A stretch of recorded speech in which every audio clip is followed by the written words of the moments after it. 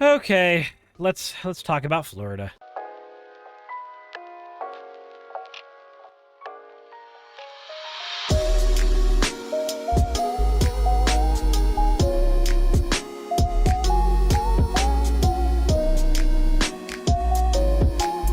Because, you know, nothing bad ever happens in Florida. But first, let's get into the fan art section, and then we'll get into the Floridian nastiness.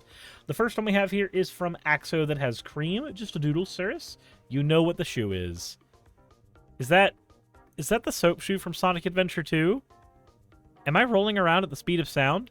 The next one we have here is from Lore. I was trying to finish this for Mermaid, but I wanted to play WoW more. Well, I guess instead of Mermaid, this is now for Was this in July? Huh. The next one we have here is also from Lore. This is a fan art of my character and Saki's avatar. This was actually right as her and I started dating, and we announced it on stream, well before Saki had actually moved in to the house with me. As always, everybody, thank you all for your fan art submissions. If you want your fan art to be shown in a future video, the best way to do so is to drop it into the fan art section of the Discord. With that all said, let's go ahead and get right into today's topic. Florida School District apologizes for an assembly singling out black students over low test scores. You go, Florida. You go. Look at you doing God's work there. Buttle, Florida. Florida School District apologized Thursday for an elementary school assembly in which black students were singled out for a presentation on low test scores. Officials at Flagler County Schools District in northeastern Florida said at a news conference that the assembly at the elementary school was a horrible, horrific mistake that shouldn't have happened, and that the school's principal has been put on paid administrative leave pending an investigation. Let's see why. The Flagler School Board does not support segregation. Wow. They're just having to do all of the damage control. What the fuck happened? Buttle Elementary School staff members last Friday pulled black 4th and 5th graders out of their regularly scheduled activities to attend a PowerPoint presentation about low standardized test scores. The presentation, led by 2 black teachers, noted that black students had underperformed on standardized tests for the past 3 years. Wait, they just pulled the black students out? What the... Why? What? Who does that? Who thinks that's a good idea? Who thinks that's a good idea? Jesus. They also discussed how students with higher grades had a better chance of going to college, while those with lower grades had a higher chance of going to jail and getting shot and getting killed. Oh boy. Read the room just a little bit better, guys. You can do it, Florida. I believe in you. Although there was no intended malice involved, the assembly was carried out in a way that doesn't reflect the district's values. Lashika Moore, the interim superintendent, sent a video posted on the district's website. Moore said in a community forum that will be held next week to address what happened. Jesus Christ. Jesus Christ. All right. Let's see if we can find another version of the story to see what the hell happened. Let's see here. Is there more meat on this one? Let's see. Black students in the 4th and 5th grade at Bunnell Elementary School were called out for low-performing standardized test scores. We make no excuse for what happened. We offer our apology. More promised changes. Parents still feel what happened to their children is disheartening. It's disheartening because, not for nothing, our children were segregated. Oh, so they literally only pulled out the black students. They literally only pulled out the black students. They segregated the black students from the other students to tell them that their destiny, if they did not do better, was to just get shot. Okay. Just... Florida's being real 1950s America here. During a press conference Thursday, board members at the school district said they're taking responsibility for the hurtful incident and are working to ensure things like this never happen again. What do we do now? How do we work together as a community which is inclusive of our families? How do we work better to ensure that this never happens again? On August 18th, the school held an assembly for students. However, only Black 4th and 5th graders were shown a PowerPoint discussing underperforming test scores. The news outlet reported that a page of the PowerPoint titled, "African Americans have underperformed on standardized assessment for the last 3 years."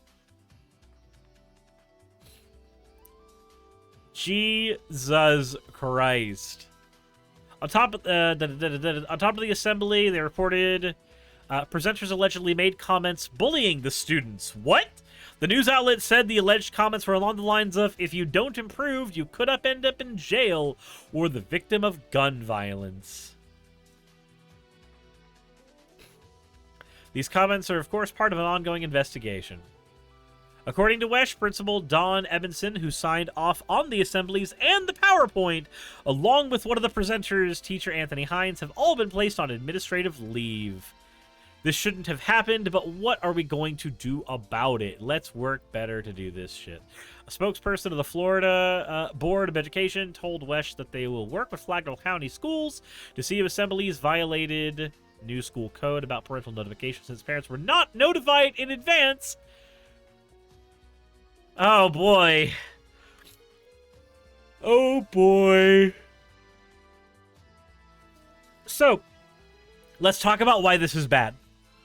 So how do you give this message across to your students without being fucking racist? How do you do this? Well, it's very simple. You just bring all the 4th and 5th graders into the assembly hall at once, and you have the presentation about how they need to improve their test scores, and you don't tie it to race. That's it. That's it. That's it. That's all you have to do.